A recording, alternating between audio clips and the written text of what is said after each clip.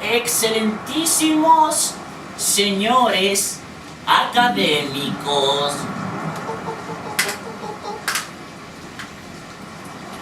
es para mí un honor presentar a la academia un informe sobre mi anterior vida de mono.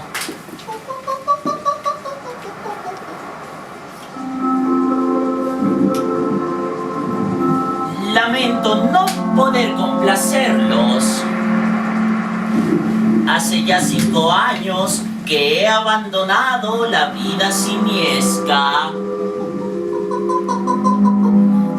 Este corto periodo de tiempo es bastante largo si se lo ha atravesado, a veces junto a gente importante, entre aplausos, consejos y música de orquesta.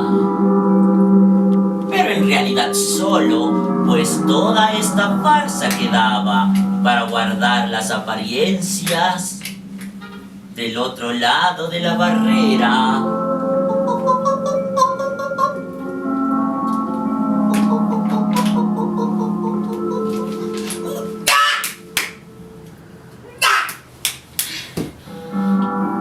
Si me hubiera aferrado obstinadamente a mis orígenes, a mis evocaciones de juventud, me habría sido imposible cumplir lo que he cumplido.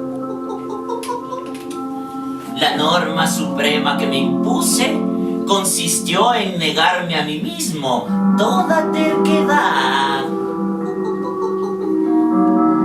Yo, mono libre, acepté ese yugo, pero de esta manera los recuerdos se fueron borrando cada vez más.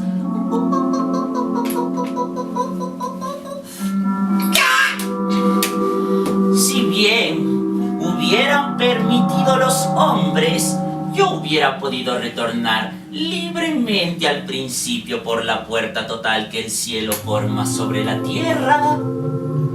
Esta se fue angostando cada vez más a medida que mi evolución se activaba como a fustazos.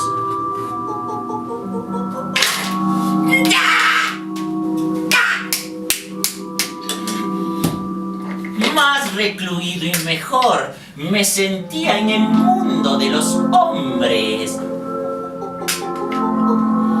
La tempestad que viniendo de mi pasado soplaba atrás de mí ha ido amainando. Hoy es tan solo una corriente de aire que refrigera mis talones. Y el lejano orificio a través del cual ésta me llega y por el cual llegué yo un día se ha ido estrechando tanto que de tener fuerza y voluntad para volver corriendo hasta él. Tendría que despellejarme vivo si quisiera atravesarlo. Hablando con sinceridad. Por más que me guste hablar de estas cosas en sentido metafórico, hablando con sinceridad les digo, su simiedad, estimados señores, en caso tuvieran algo similar en su pasado, no podría estar más alejada de ustedes que lo que la mía está de mí.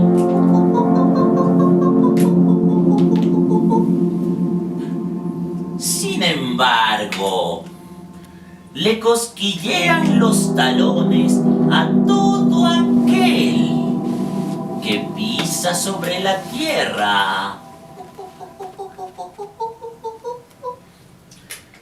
Tanto al pequeño chimpancé como al gran Aquiles.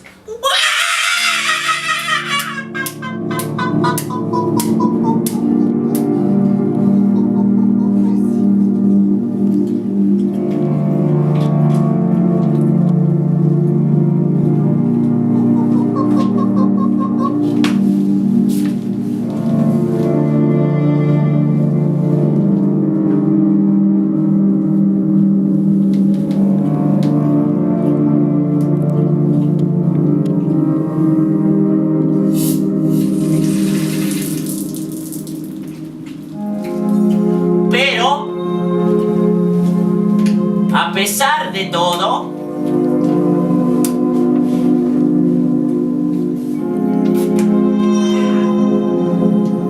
y de manera muy limitada,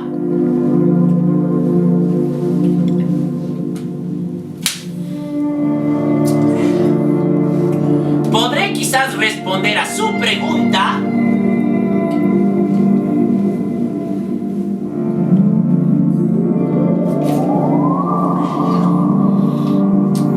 que por lo demás hago de muy buen grado.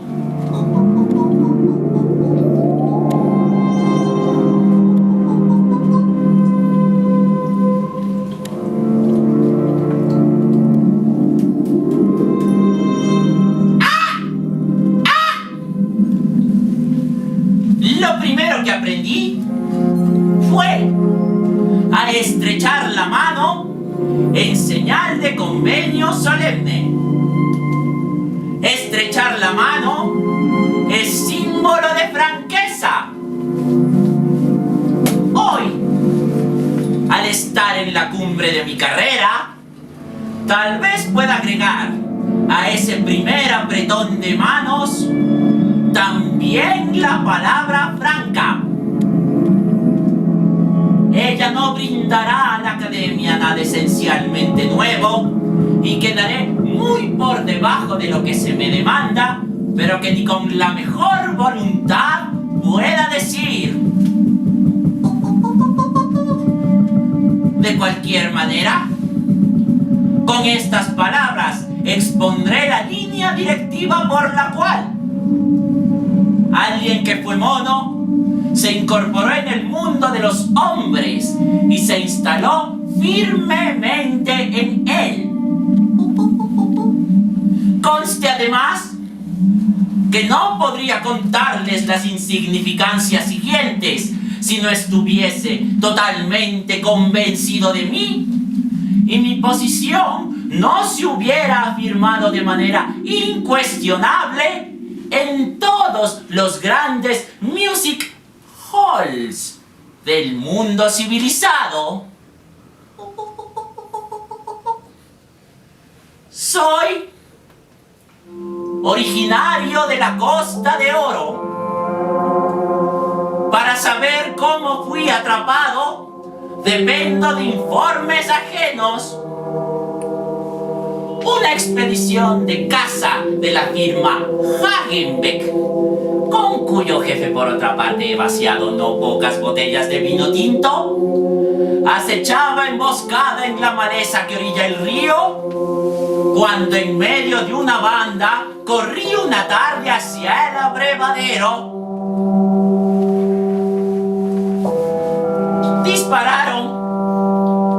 Fui el único que hirieron, alcanzado por 2 tiros. Uno en la mejilla. Fue leve, pero me dejó esta gran cicatriz, velada y roja, que me valió el repulsivo nombre, totalmente inexacto, y que bien pudo haber sido inventado por un mono de Peter el Rojo, tal como si por esta mancha roja yo me diferenciara de aquel simio amaestrado llamado Peter, que no hace mucho falleció y cuyo renombre era por lo demás meramente local. Esto al margen. El segundo tiro me atinó más abajo de la cadera. Ese fue grave y por su causa aún hoy renqué un poco. No hace mucho leí un artículo escrito por uno de esos 10.000 sabuesos que se desahogan contra mí desde los periódicos, que mi naturaleza simiesca no ha sido aplacada del todo. Y como ejemplo de ello alega que cuando recibo visitas me deleito en bajarme los pantalones para mostrar la cicatriz dejada por la bala. ¡A ese canalla! Deberían arrancarle a tiros uno por uno cada dedo de la mano con que escribe. Yo puedo quitarme los pantalones de enfrente de quien se me venga en ganas. Nada se encontrará allí más que un pelaje bien acicalado y la cicatriz dejada por él. Y que no se preste a equívocos. ¡Ultrajante disparo! Todo está a la luz del día. Nada hay para esconder. Tratándose de la verdad, toda persona generosa arroja de sí los modales, por finos que estos sean. Otro sería el cantar, en cambio, si el chupatintas en cuestión se quitase los pantalones para recibir visitas. Doy fe de su cordura admitiendo que no lo hace, pero que entonces no me moleste más con sus mojigaterías.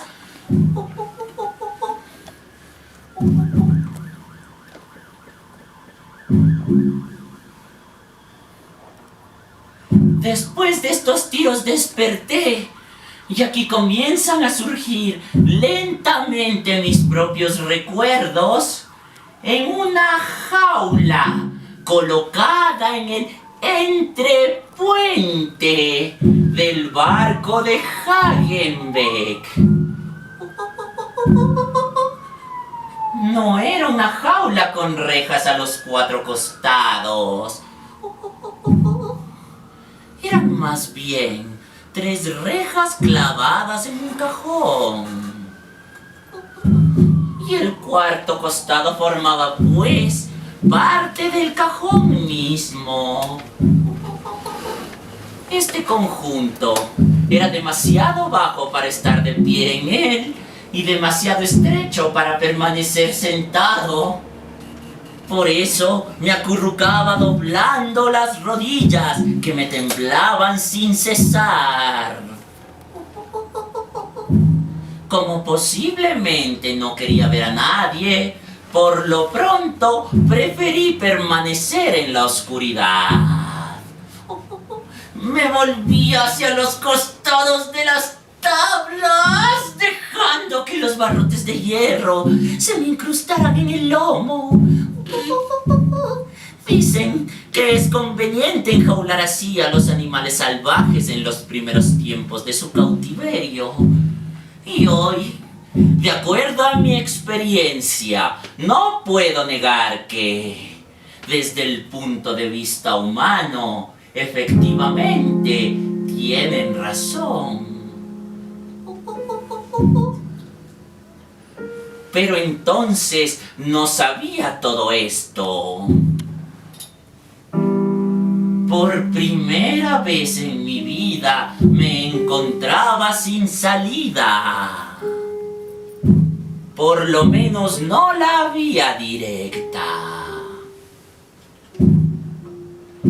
Ante mí estaba el cajón con sus tablas bien unidas.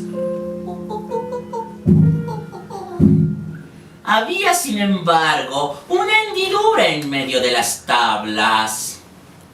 Al descubrirla por primera vez, la saludé con el dichoso aullido de la ignorancia.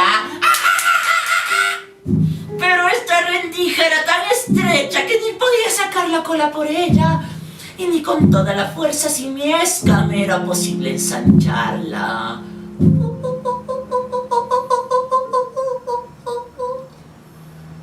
Como posteriormente me informaron, debo haber sido excepcionalmente silencioso, y por ello dedujeron que o moriría pronto, o si sobrevivía a esta crisis de la primera etapa, sería luego muy apto para el amaestramiento.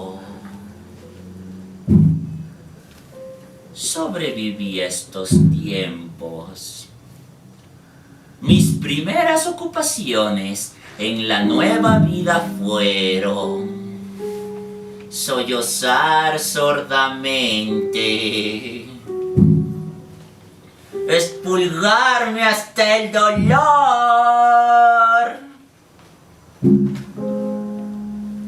lamer hasta el aburrimiento la nuez de un coco,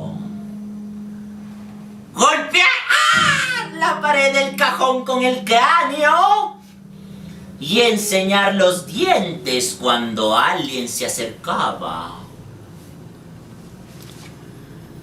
Y en medio de todo ello, una sola evidencia: no hay salida.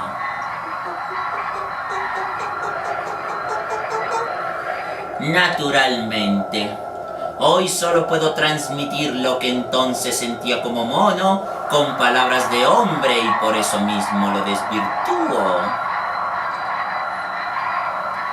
Pero, aunque ya no pueda retener la antigua verdad simiesca, no cabe duda que ya está presente, por lo menos en el sentido de mi descripción. Había tenido tantas salidas y ahora ya no tenía ninguna. Estaba atrapado. Si me hubieran clavado en la pared, no hubiera por ello disminuido mi libertad de acción. ¿Por qué? Aunque te rasques hasta la sangre el pellejo entre los dedos de los pies, no encontrarás explicación. Aunque te aprietes el lomo contra los barrotes de la jaula hasta casi partirse en dos, no conseguirás explicártelo. No tenía salida, pero tenía que encontrar una. Sin ella no podía vivir. Siempre apretado contra esa pared hubiera reventado indefectiblemente. Pero, como en el circo Hagenbeck, a los monos les corresponden las paredes de la jaula. Pues bien, dejé de ser mono. Esta fue una magnífica asociación de ideas, clara y hermosa, que en cierto sentido debe habérseme ocurrido en la barriga, ya que los monos piensan con la barriga.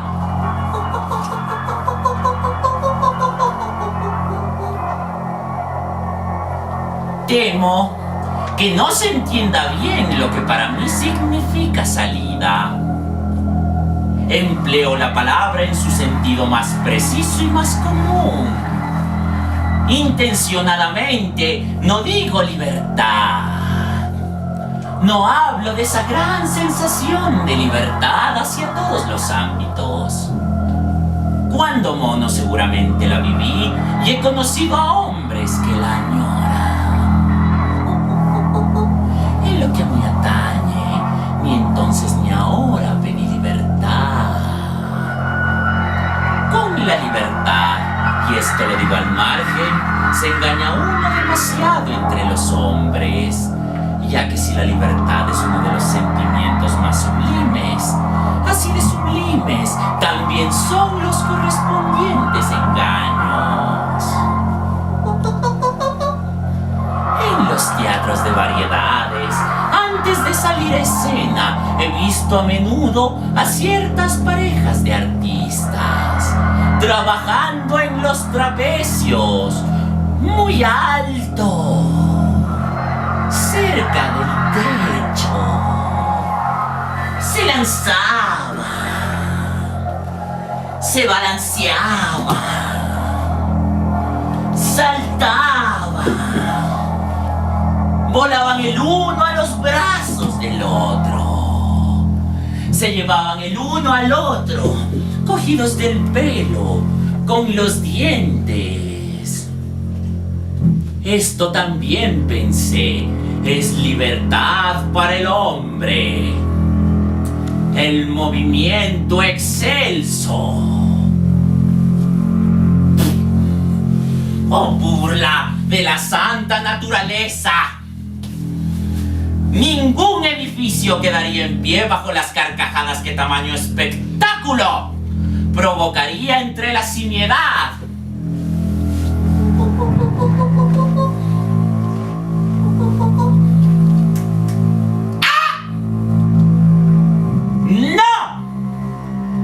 No quería libertad. Quería únicamente una salida. A izquierda, a derecha, a donde fuera. No aspiraba a más. Aunque la salida fuese tan solo un engaño, como mi pretensión era pequeña, el engaño no sería mayor. Avanzar con tal de no detenerme, con los brazos en alto, apretado contra las tablas de un cajón.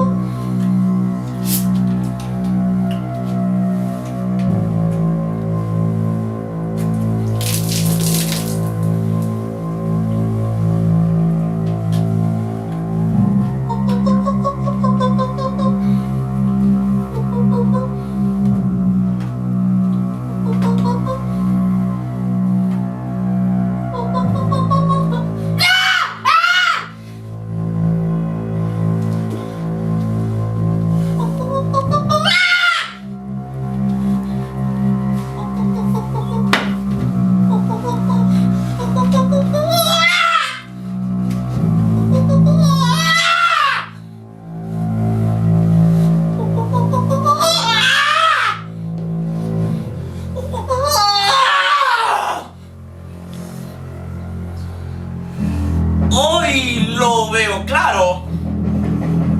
Si no hubiera tenido una gran paz interior, nunca hubiera podido escapar.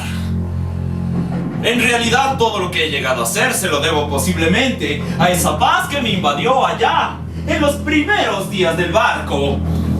Pero a su vez debo esa paz a la tripulación. Eran buena gente a pesar de todo. Aún hoy recuerdo con placer el sonido de sus pasos pesados que entonces resonaban en mi somnolencia. Acostumbraban a hacer las cosas con exagerada lentitud. Si alguno necesitaba frotarse un ojo, sus bromas eran groseras pero afables. A sus risas se mezclaba siempre un carraspeo que, aunque sonaba peligroso, no significaba nada. Siempre tenían en la boca algo que escupir y les era indiferente dónde lo escupían. Con frecuencia se quejaban de que mis pulgas les saltaban encima, pero nunca llegaron a enojarse en serio conmigo. Por eso sabían pues que las pulgas se multiplican en mi pelaje y que las pulgas son saltarinas. Con esto les era suficiente. A veces, cuando estaban de asueto, algunos se sentaban en semicírculo frente a mí, hablándose apenas, gruñéndose los unos a los otros, fumando la pipa recostados sobre los cajones, palmeándose la rodilla a mi menor movimiento, y alguno de vez en cuando tomaba una varita y me hacía cosquillas allí, donde me daba placer. Si hoy me invitaran a realizar un viaje en ese barco, rechazaría por cierto la invitación. Pero también es cierto que los recuerdos que evocaría del entrepuente no serían todos desagradables. La tranquilidad que obtuve de esa gente me preservó ante todo de cualquier intento de fuga.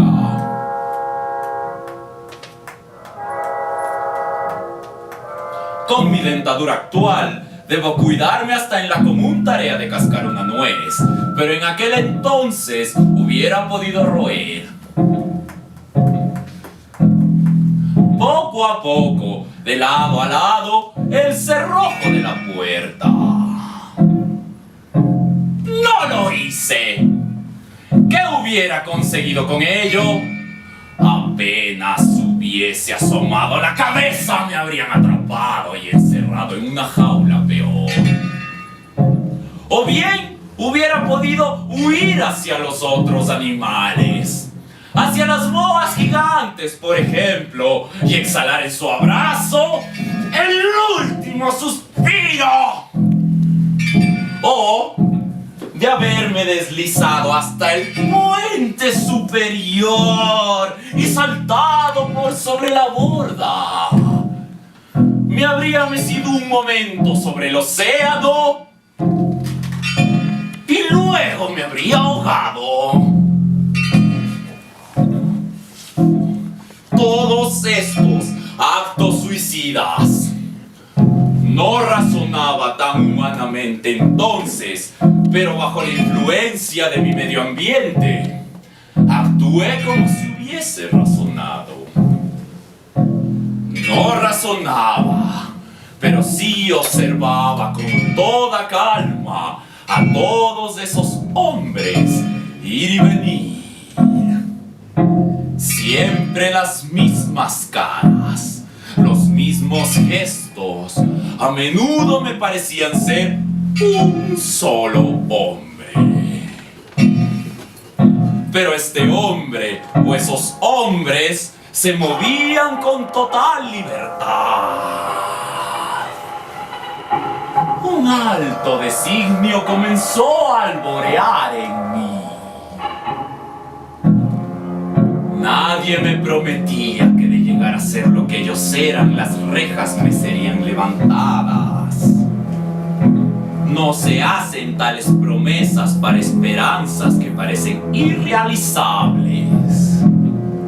Pero, si llegan a realizarse, aparecerán estas promesas después, justamente allí donde antes se las había buscado inútilmente. Ahora bien, nada bien estos hombres que me atrajeron especialmente.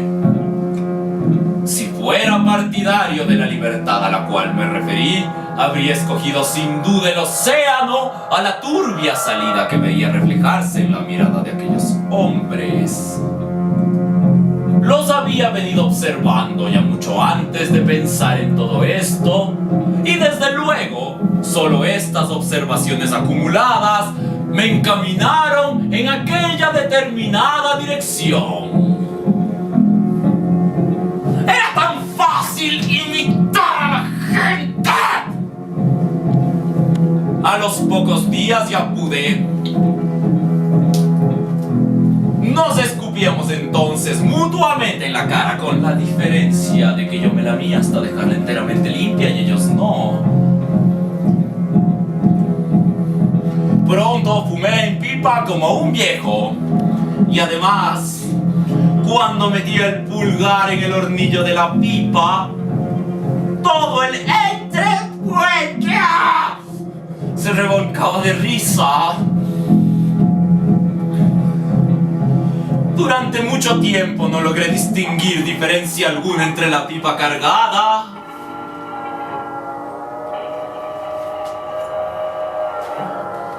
y la vacía.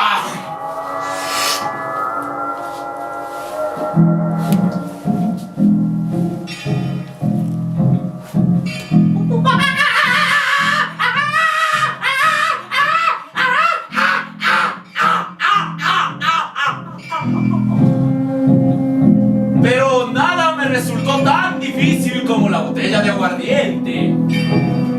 Me martirizaba el olor y a pesar de mis buenas intenciones pasaron semanas antes que lograra vencer esa repulsión.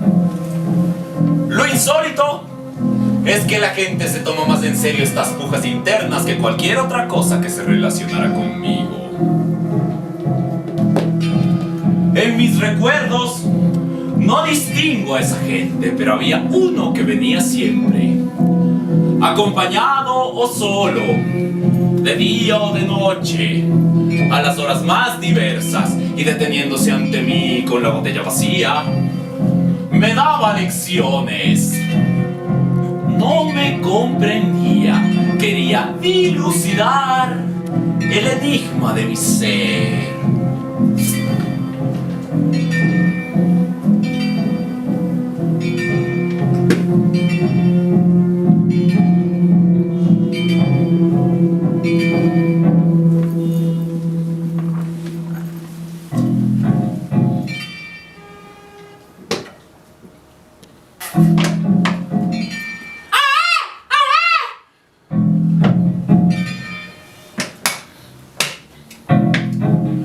Descorchaba lentamente la botella. Luego me miraba para saber si yo había entendido. Confieso que yo lo miraba siempre con una atención desmedida y precipitada. Ningún maestro de hombre encontrará en el mundo un mejor aprendiz de hombre. Después de descorchar la botella, se la llevaba a la boca. Yo seguía con los ojos todo el movimiento. Asentía satisfecho conmigo y apoyaba la botella en sus labios.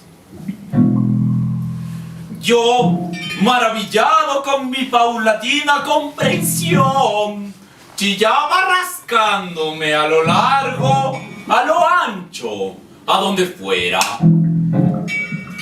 Él, alborozado, empinaba la botella y bebía un sorbo.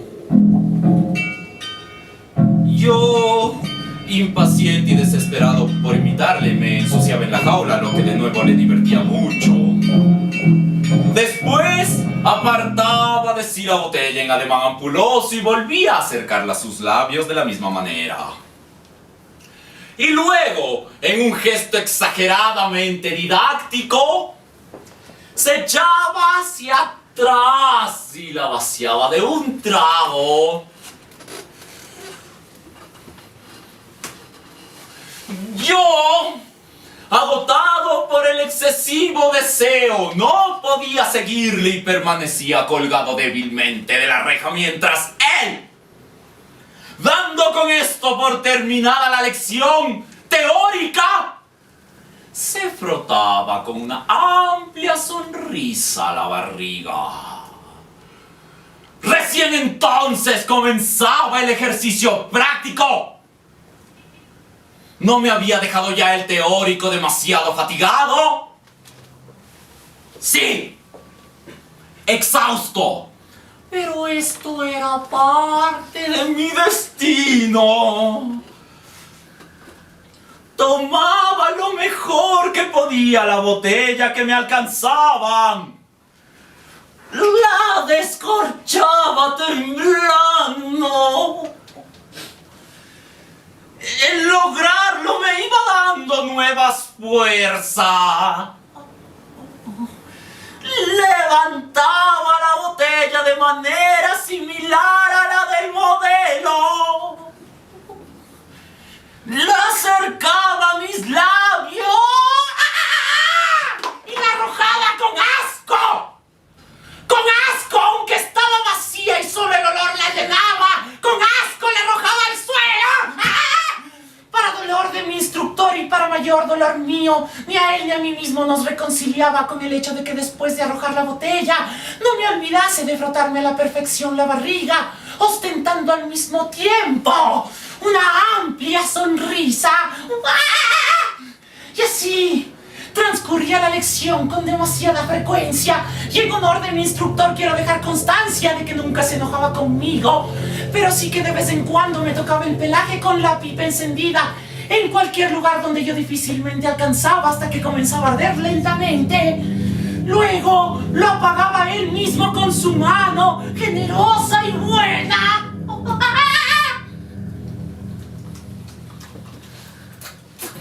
No se enojaba conmigo, pues sabía que desde el mismo bando ambos luchábamos contra la condición simiesca y era a mí a quien le tocaba llevar la peor parte. Y qué triunfo luego, tanto para él como para mí, cuando cierta noche, ante una gran rueda de espectadores, quizás estaban de tertulia, un oficial circulaba entre los tripulantes, sonaba un fonógrafo. Cuando éste diera cuenta, tomé una botella de caña que alguien en un descuido había olvidado junto a mi jaula.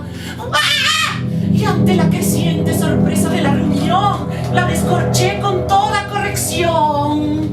La acerqué a mis labios y sin vacilar, sin muecas, como un bebedor empedernido, revoloteando los ojos con el gaznate palpitante, la vacié de un sorbo.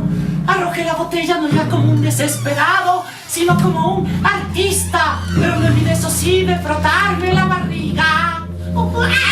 En cambio, como algo me empujaba a ello, como me hervían los sentidos, en fin, por todo aquello empecé a gritar: ¡hola! Con voz humana. Este grito me hizo irrumpir de un salto en la comunidad de los hombres y su eco. Escuchen, habla. Lo sentí como un beso en mi sudoroso cuerpo. Repito, no me cautivaba imitar a los humanos. Lo hacía porque buscaba una salida, no por otro motivo. Con este triunfo, sin embargo, poco había conseguido, pues inmediatamente la voz volvió a fallarme.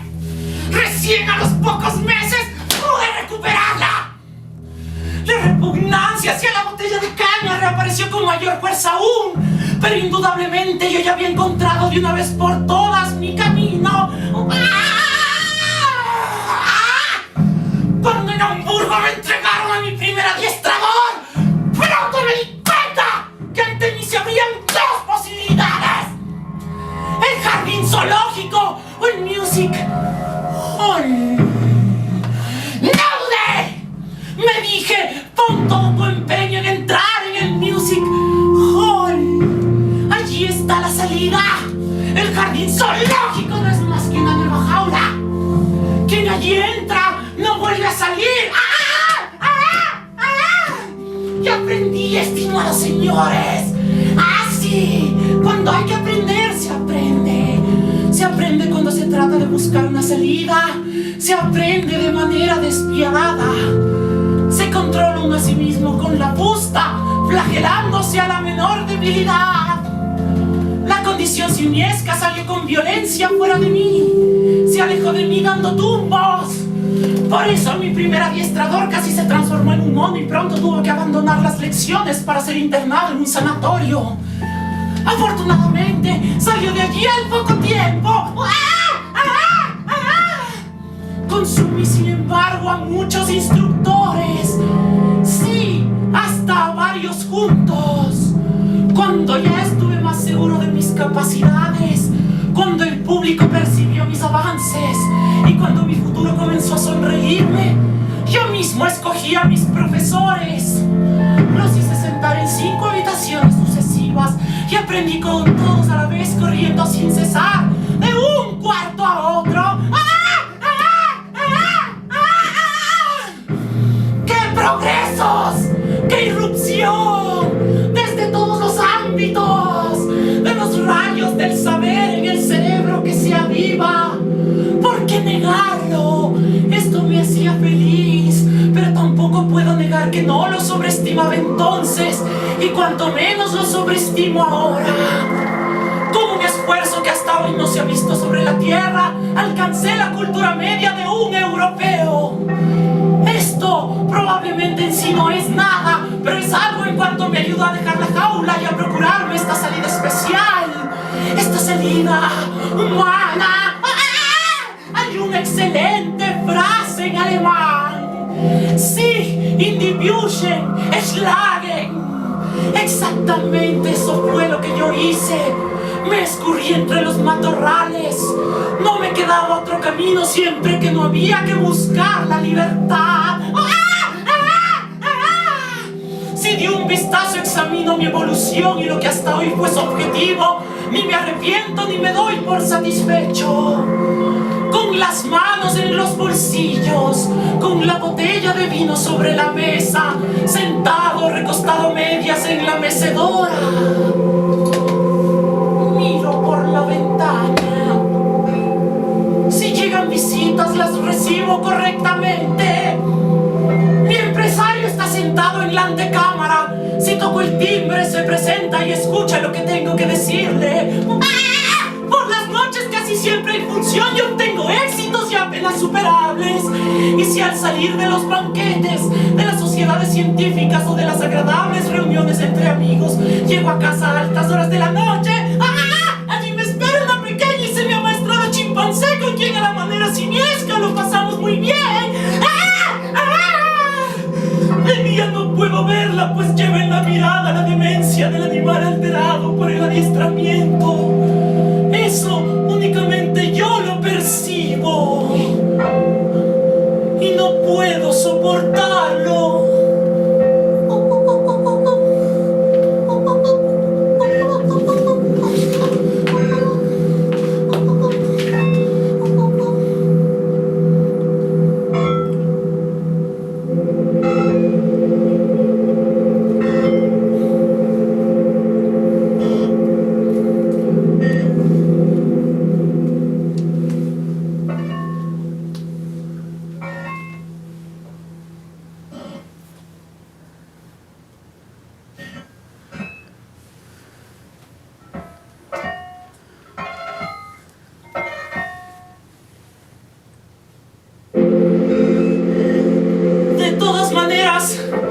En síntesis, he logrado lo que me había propuesto lograr, y que no se diga que el esfuerzo no valió la pena. Sin embargo, no es la opinión de los hombres lo que me interesa. Yo solo estoy difundiendo conocimientos, solo estoy informando. También a ustedes, excelentísimos señores académicos, solo les he informado.